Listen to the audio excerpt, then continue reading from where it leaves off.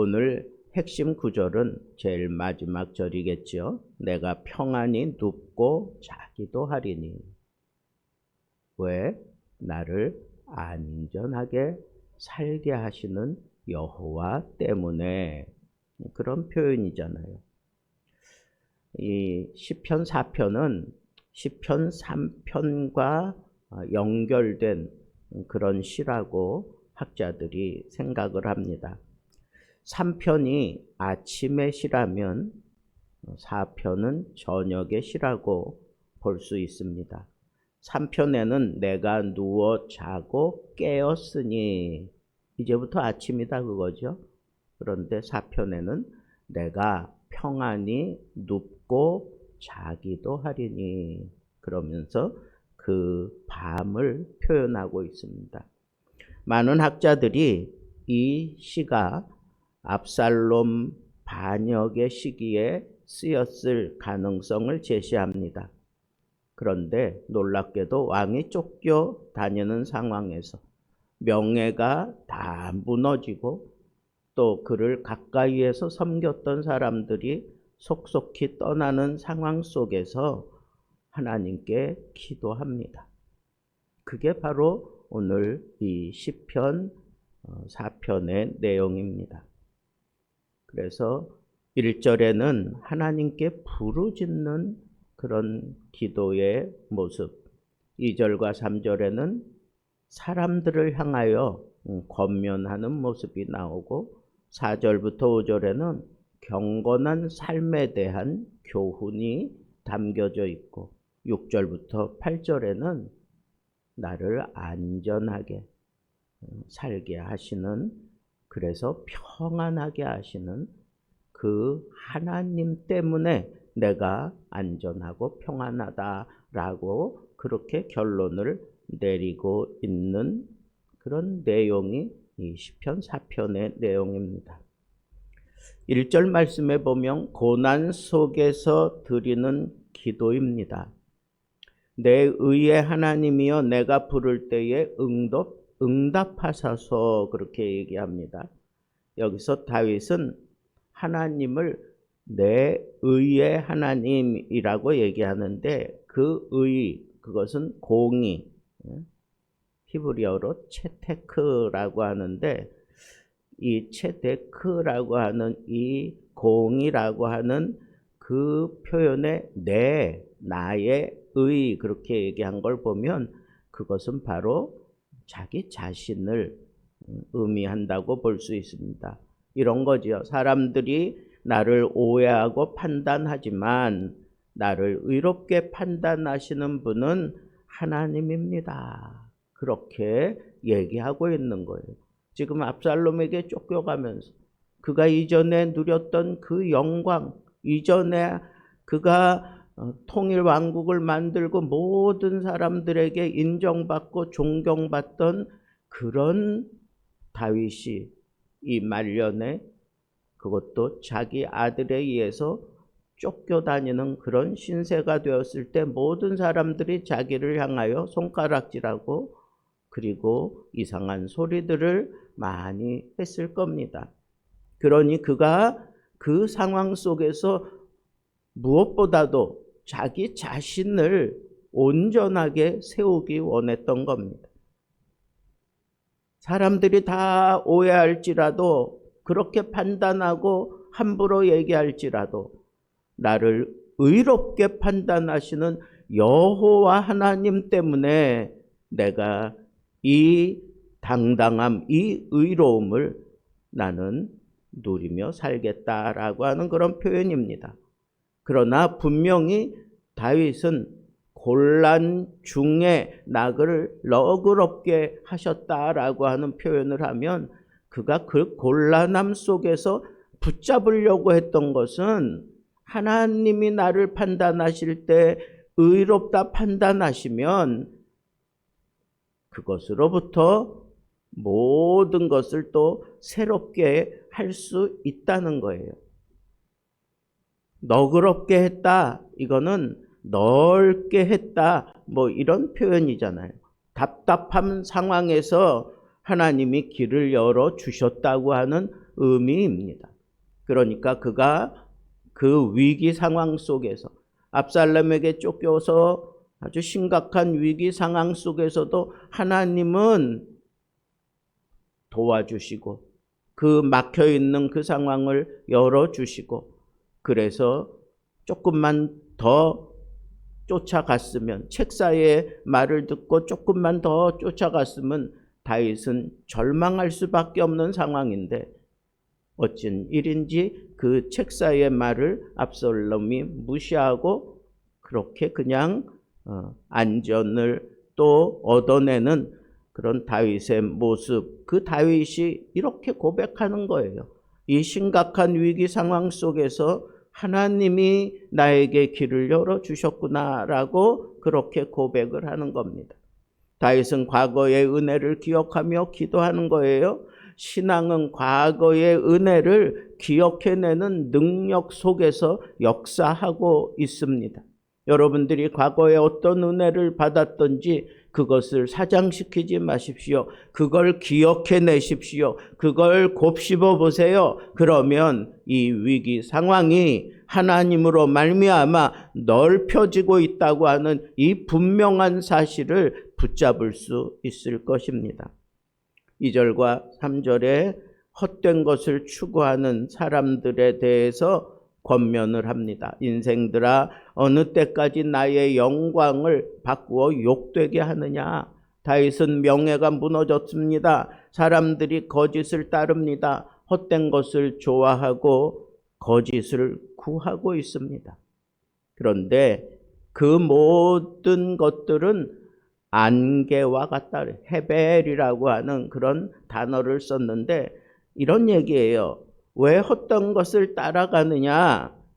오늘날 너희들이 쫓고 있는 것은 사람들이고 돈이고 인기고 권력이고 인정을 따라가지만 그 모든 것은 헤벨, 안개다라고 얘기하는 거예요. 그러니까 우리가 정말 추구할 것이 이런 것들이 아니라 있다가 금방 사라지는 그런 안개가 아니라 영원한 하나님의 말씀을 따라가고 하나님을 따라가야 된다고 역으로 얘기하는 거지요. 3절에는 하나님이 구별하신 사람들을 너희들이 봐라 하는 거예요. 이런 상황 속에서 그냥 자기의 유익을 추구하고 자기의 어떤 그 정욕을 추구하며 따라가는 그 심성을 다 내려놓고 여호와께서 자기를 위하여 경건한 자를 택하신 줄 너희가 알지어다 그랬습니다.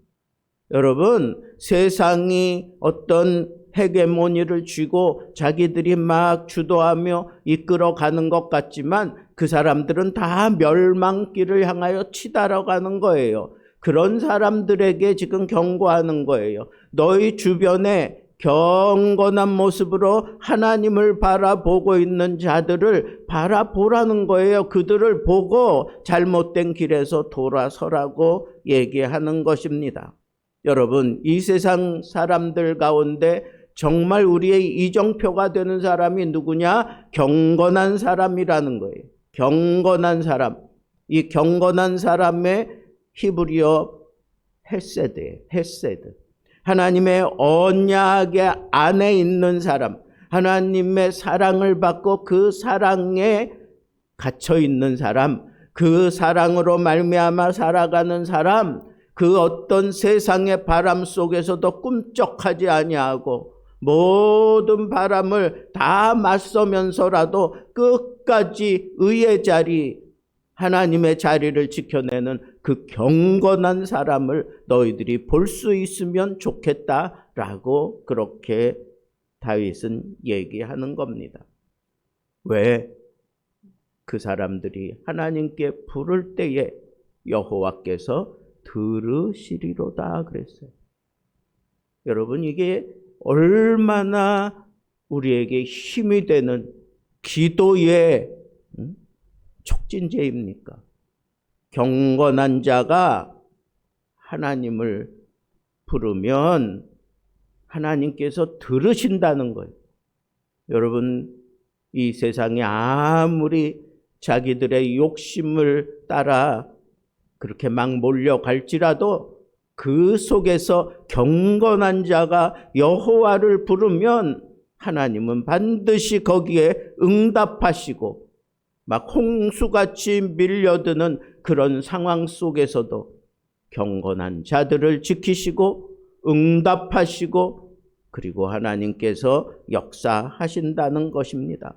기도에 대한 확신을 우리에게 심어주는 이 표현을 여러분 절대로 놓치지 마시고, 이 표현을 여러분들 가슴에 팍 새기고, 내가 경건한 자리에서 여호와께 부르짖으면 내 상황이 어떻게 막 뒤집어지고 막 난리를 펼지라도 하나님은 나에게 시선을 두고 내 입에 귀를 기울이고 있다고 하는 이 믿음을 가지고 흔들리지 아니하고 하나님 앞에 경건한 모습으로 살아가는 기도의 사람들 되기를 우리 주님의 이름으로 축복합니다. 그러면서 하는 얘기가 분노를 가지고 죄를 만들지 말라고 4절에는 얘기합니다. 어떻게 너희는 떨며 범죄하지 말지어다. 히브리어의 그 표현을 직역하면 분노하되 죄를 짓지 말라는 거예요. 여러분, 우리 앞에 펼쳐지는 이 모든 일들을 볼 때 막 속상하고 어떻게 이런 일이 있을 수 있나? 사람이라면 저렇게 할 수 없는데 막 그러면서 울분이 막 치솟아 오를 수 있어요. 그래서 막 분노한 모습으로 그런 자들을 향하여 우리가 막 욕을 하고 아니면 행사를 하고 막 이러는 것은 우리가 좀 조심해야 돼요. 어떻게 해야 되느냐?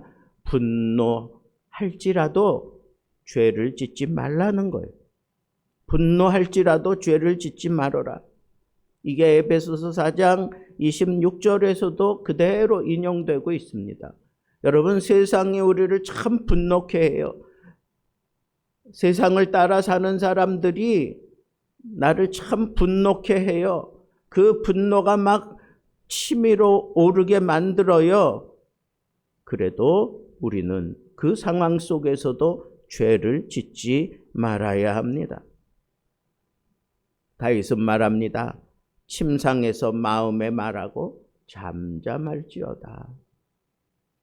여러분, 밤은 걱정하는 시간, 분노하는 시간이 되기 쉽습니다. 그때 조용히 하나님 앞에 서라는 거예요.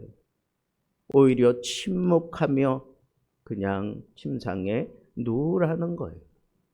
여러분, 우리 하나님을 섬기는 사람들은 우리의 이 원수 갚아야 되는 그 모든 것도 하나님께 맡겨야 되는 거 아니겠어요? 원수 갚는 것은 내 몫이다 그러면서 우리에게 원수 갚지 말라고 하셨잖아요. 이게 무슨 얘기예요? 세상에 아무리 나를 분노케 하는 그런 상황이 내 심령을 막 쥐고 흔들면서 분노하는 상황이 내 몸속에 파고들었다고 해도 우리는 죄는 짓지 말아야 돼요. 입 밖에도 내지 말아야 돼요. 부정적인 말, 욕, 그리고 우리의 심령을 상하게 하는 그런 말은 입 밖에도 내지 말아야 합니다. 분노할지라도 죄를 짓지 않을 수 있는 그런 경건한 모습으로 살아가려면 어떻게 해야 되느냐? 5절에 보니까 의의 제사를 드리라고 얘기해요. 의의 제사를 여호와 앞에 드리며 여호와를 의지하라는 거예요. 여러분, 우리가 예배하면서 여호와를 절대 의지하고 그리고 내 모든 것들이 예배를 통해서 씻겨져 나아가고 또 새롭게 재창조되고 그리고 하나님의 사람답게 살아갈 수 있도록 또 의의 전신갑주를 우리가 또 입고 그리고 나아가는 것이 바로 제사 드리는 자리 아니에요? 예배 드리는 자리 아닙니까? 여러분들은 정말 하나님 앞에 의의 제사를 제대로 드리고 계십니까? 제사를 통해서 우리는 이 분노케 하는 세상을 우리가 다 수용하고 하나님 앞에 온전하게 경건하게 살아갈 수 있는 힘을 공급받을 수 있다고 하는 이 사실을 놓치지 마시기 바랍니다. 6절 말씀해 보니까 사람들이 잘못 구하는 모습을 여기서 보게 됩니다. 누가 우리에게 좋은 것을 보일까? 그런 시선을 가지고 있습니다. 사람들이 찾는 것은 경제를 통해서 성공하고 그리고 번영을 누리고 그리고 그것으로 만족하는 생활을 하려고 하는 게 그게 대다수 인간의 모습입니다. 그러나 다윗의 기도는 다릅니다. 여호와여 주의 얼굴을 우리에게 비추소서. 하나님의 얼굴은 하나님의 임재를 말하는 겁니다. 다윗이 추구하는 믿음은 하나님 나를 사로잡아 주옵소서, 하나님 내게로 오시옵소서, 하나님 나와 함께 하시옵소서. 이게 진정한 경건한 자의 기도의 제목이고 그런 믿음으로 살아가는 자들은 세상이 홍수같이 쏟아 부어질지라도 껐떡하지 아니하고 하나님의 구원을 오히려 선포하며 살아가게 된다고 하는 이 사실을 우리에게 또 한 번 깨우쳐 주고 있습니다. 여러분, 세상 사람들처럼 구하지 마십시오. 우리의 진정한 구함은 여호와여 나와 함께 하시옵소서. 하나님 내게로 오시옵소서. 나를 사로잡아 주옵소서. 나와 동행해 주옵소서. 이것이 우리의 진정한 기도여야 하겠습니다. 이렇게 세상과 구별된 모습으로 기도하며 하나님께 다가가는 사람들은 주께서 내 마음에 두신 기쁨은 그랬어요. 여러분, 이렇게 살아가는 자에게 하나님께서 기쁨을 내 마음에 두신다 그랬어요. 근데 그 기쁨이 어느 정도의 기쁨이냐? 그들의 곡식과 새 포도주가 풍성할 때보다 그 기쁨이 더하다. 곡식과 포도주는 그 당시 최고의 경제적 번영을 의미하는 그런 단어입니다. 그러니까 최고의 번영을 위해서 그렇게 땀 흘리며 여기저기 똠방대고 다니는 그 세상 사람들이 추구하는 그런 기쁨과는 비교할 수 없는 하늘로부터 주어지는 그 기쁨, 세상의 모든 것을 다 얻었다고 생각하며 기뻐하는 그것과는 비교도 할 수 없는 하나님의 기쁨이 내 마음에 하나님이 허락해 주신다는 거예요. 하나님이 주시는 기쁨이 훨씬 더 크다라고 하는 이 놀라운 고백이 여러분들의 삶 속에서 그대로 이루어지고 그리고 마음껏 누리며 살아가게 되기를 바랍니다. 마지막으로 이런 생활을 하면서 그는 어떤 믿음을 갖게 되었느냐? 지금 다윗은 전쟁 중입니다. 그런데 내가 평안히 눕고 자기도 하리니. 여러분, 세상이 감당치 못하는 사람이 되는 거예요. 샬롬의 사람이 되는 겁니다. 완전한 평안, 그 평안함을 누리며 살아가는 사람이 됩니다. 지금 전쟁 중이라니까요.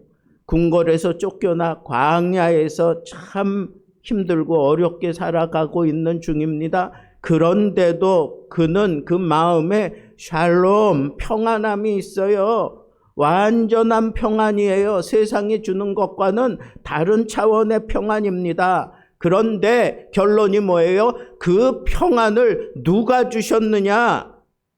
나를 안전하게 살게 하시는 이는 오직 여호와시다라고 그렇게 마침내 점을 찍어버리고 말았습니다. 그렇습니다. 환경 때문이 아니라 하나님 때문에 샬롬을 누리는 사람들 되기를 바랍니다.